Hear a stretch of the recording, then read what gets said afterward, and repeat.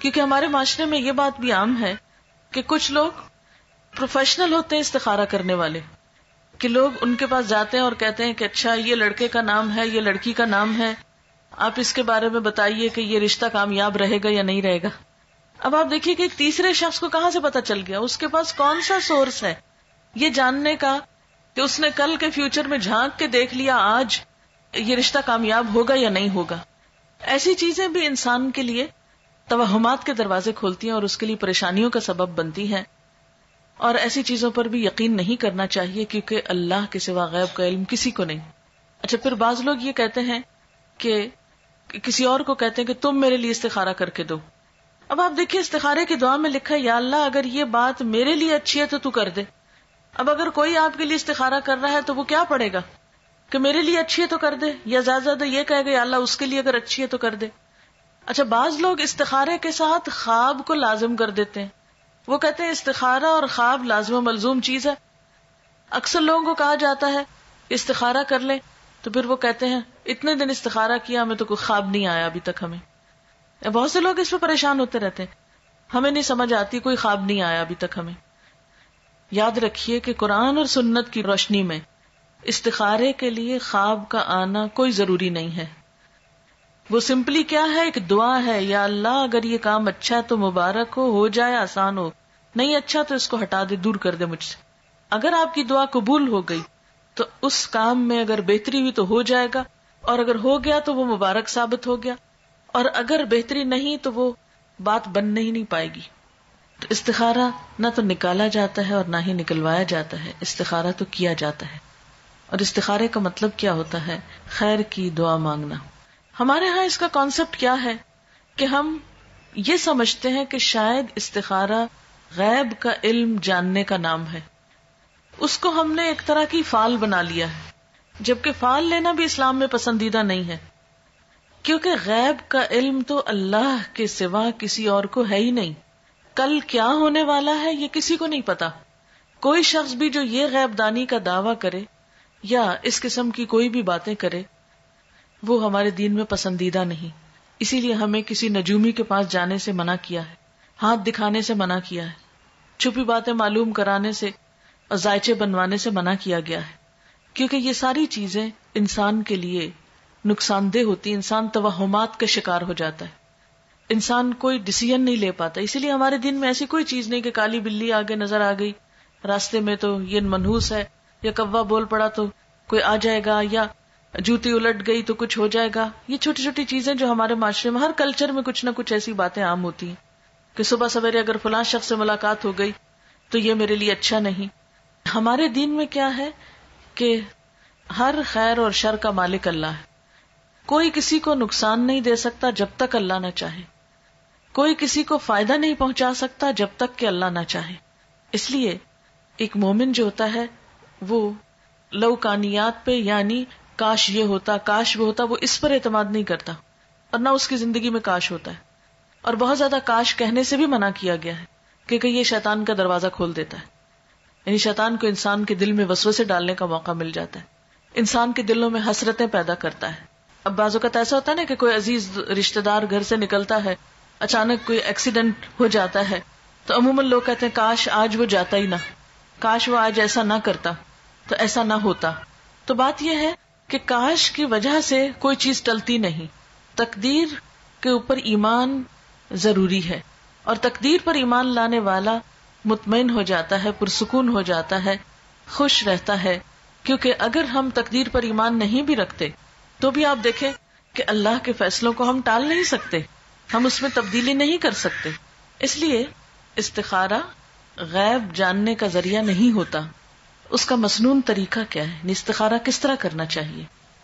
استخارہ زندگی میں جب بھی انسان کو کوئی اہم کام پیش آئے، کوئی اہم معاملہ سامنے آئے، تو اس موقع پر انسان کو 2 نفل پڑھ کر دعا مانگنی چاہیے.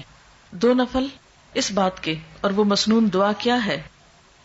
وہ مسنون دعا ہے اللہم انی استخیرک بعلمک واستقدرک بقدرتک واسألک من فضلک العظیم فانک تقدر ولا اقدر وتعلم ولا اعلم وأنت علام الغیوب اللہم ان کنت تعلم ان هذا الامر خیر لی فی دینی ومعیشتی وعاقبت امری فاقدرہ لی ویسرہ لی ثم بارک لی فیہ وَإِن كُنْتَ تَعْلَمُ أَنَّ هَذَا الْأَمْرَ شَرٌّ لِّي فِي دِينِي وَمَعِيشَتِي وَعَاقِبَةِ أَمْرِي فَاصْرِفْهُ عَنِّي وَاصْرِفْنِي عَنْهُ وَاقْدُرْ لِيَ الْخَيْرَ حَيْثُ كَانَ ثُمَّ أَرْضِنِي بِهِ۔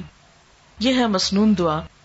اس کے بارے میں حدیث پاک میں آتا ہے، حضرت جابر رضی اللہ تعالی عنہ کا بیان ہے کہ نبی صلی اللہ علیہ وسلم جس طرح ہمیں قرآن پڑھایا کرتے تھے اسی طرح ہر کام میں استخارہ کرنے کی بھی تعلیم دیتے تھے۔ فرماتے، جب تم میں سے کوئی کسی اہم معاملے میں فکر مند ہو تو 2 رکعت نفل پڑھے اور پھر یہ دعا پڑھے۔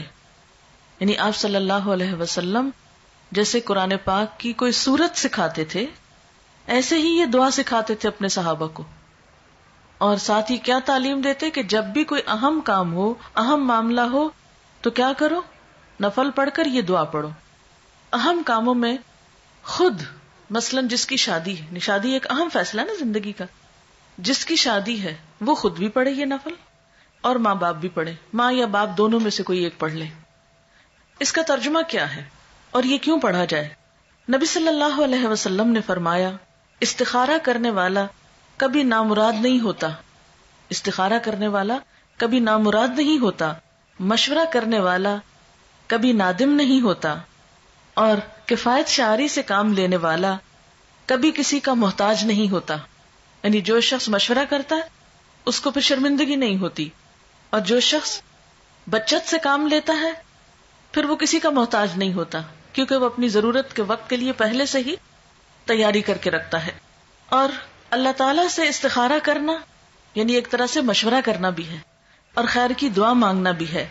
یہ انسان کے لیے ایک سعادت کی بات ہے کہ وہ کسی اہم معاملے میں اپنے رب سے مشورہ کر رہا ہے اور پھر اس کے فیصلے پر راضی ہے۔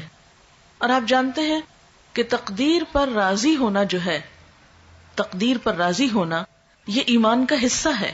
جب ہم استخارہ کرتے ہیں اور اس کی دعا پڑھتے ہیں تو اس کا مطلب کیا ہے؟ دعا کا ترجمے سے ہی آپ کو پتہ چل جائے گا۔ ترجمہ ہے، خدایا میں تجھ سے تیرے علم کے واسطے سے خیر کا طلبگار ہوں، تیری قدرت کے ذریعے تجھ سے تیرے عظیم فضل کا سوال کرتا ہوں، اس لیے کہ تو قدرت والا ہے اور مجھے ذرا قدرت نہیں، تو علم والا ہے مجھے علم نہیں، تو غیب کی ساری باتوں کو خوب جانتا ہے۔ خدایا اگر تیرے علم میں یہ کام میرے لیے بہتر ہے میری دین اور دنیا کے لحاظ سے اور انجام کے لحاظ سے تو میرے لیے اسے مقدر کر دے۔ یعنی جب کسی بھی کام کے لیے ہم استخارہ کریں تو اس کو ذہن میں رکھنا چاہیے کہ اگر یہ چیز میرے دنیا اور آخرت کے لحاظ سے اچھا ہے تو اس کو میرے لیے مقدر کر دے، یعنی میری قسمت میں کر دے، میرے لیے اس کو آسان کر دے، میرے لیے اس کو مبارک بنا دے۔ اور اگر تیرے علم میں یہ کام میرے لیے برا ہے میرے دین اور دنیا کے لحاظ سے اور انجام کے لحاظ سے تو اس کام کو مجھ سے دور رکھ اور مجھے اس سے بچا کے رکھ، اور میرے لیے خیر اور بھلائی مقدر کر دے جہاں کہیں بھی ہو، پھر مجھے اس پہ راضی بھی کر دے۔ کتنی خوبصورت دعا ہے۔ یہ ہے دراصل استخارہ کہ اللہ اگر تو یہ چیز میرے حق میں اچھی ہے تو اس کو آسان کر کے مبارک کر دے، اور اگر اچھی نہیں تو اسے ہٹا دے مجھ سے اور مجھے اس سے ہٹا دے۔ اب آپ سوچئے کہ اس استخارے کی دعا کا نتیجہ کیا ہونا چاہیے؟ یہی نا کہ یا تو کام ہو جائے یا پھر نہ ہو۔ اگر ہو جائے تو پہلے سے ہی ہم نے دعا مانگ لی کہ یا اللہ اب یہ ہمارے لیے بہت اچھا ثابت ہو، اور اگر نہیں ہوتا تو بھی ہمیں اس پہ راضی ہو جانا چاہیے، تسلی ہونی چاہیے کہ اللہ کو منظور نہیں اور اس میں ضرور ہمارے لیے کوئی بہتری ہے کہ اس کام کے ہونے کا سبب نہیں بنا۔ اور اس طرح انسان جو بھی فیصلہ کرتا ہے اس پر نادم نہیں ہوتا، پشیمان نہیں ہوتا، بعد میں پچھتاتا نہیں۔ اگر کام کرنے کے بعد انسان سمجھتا ہے کہ بہت اچھا رہا، سب ٹھیک ہو گیا اور اچھا رہا، تو بھی کیا سمجھتا کہ یہ میرے رب نے مجھے عطا کیا ہے، اس کو کوئی تکبر نہیں آتا اس پر۔ اور اگر کام ہو جاتا ہے اور بعد میں دیکھتا کہ اس کا نتیجہ اچھا نہیں نکلا تو بھی اس میں ندامت نہیں ہوتی کہ میں نے تو اللہ سے دعا کی تھی، اگر پھر بھی ٹھیک نہیں ہوا تو اس میں بھی ضرور میرے لیے کوئی سبق ہوگا، کیونکہ قرآن پاک میں یہ بھی آتا ہے نا، عسیٰ ان تحبوا شیئا وہو شر لکم وعسى ان تکرہوا شیئا وہو خیر لکم. ہو سکتا ہے کہ ایک چیز تمہیں بہت پسند ہو اور وہی تمہارے لیے اچھی نہ ہو، اور یہ بھی ہو سکتا ہے کہ ایک چیز تمہیں بالکل اچھی نہ لگتی ہو، تمہارے دل کو نہ بھاتی ہو، اور اس میں تمہارے لیے بہت بڑی بھلائی ہو. اس لیے آپ صلی اللہ علیہ وسلم نے کیا فرمایا کہ استخارہ کرنے والا کبھی نامراد نہیں ہوتا. اچھا، اب آپ دیکھیے کہ جیسا کہ آپ صلی اللہ علیہ وسلم نے فرمایا ہے کہ خدا سے استخارہ کرنا اولاد آدم کے لیے سعادت کا باعث ہے. تقدیر پہ راضی ہو جانا بھی اولاد آدم کے لیے سعادت یعنی خوش قسمتی کی بات ہے، اور انسان کی بدبختی یہ ہے کہ وہ اللہ سے استخارہ نہ کرے اور خدا کی قضا پر یعنی تقدیر پر ناخوش ہو. یہ بدبختی کی بات ہے. اچھا، یہ ہے استخارے کی روح اور یہ ہے اس کی جسٹ.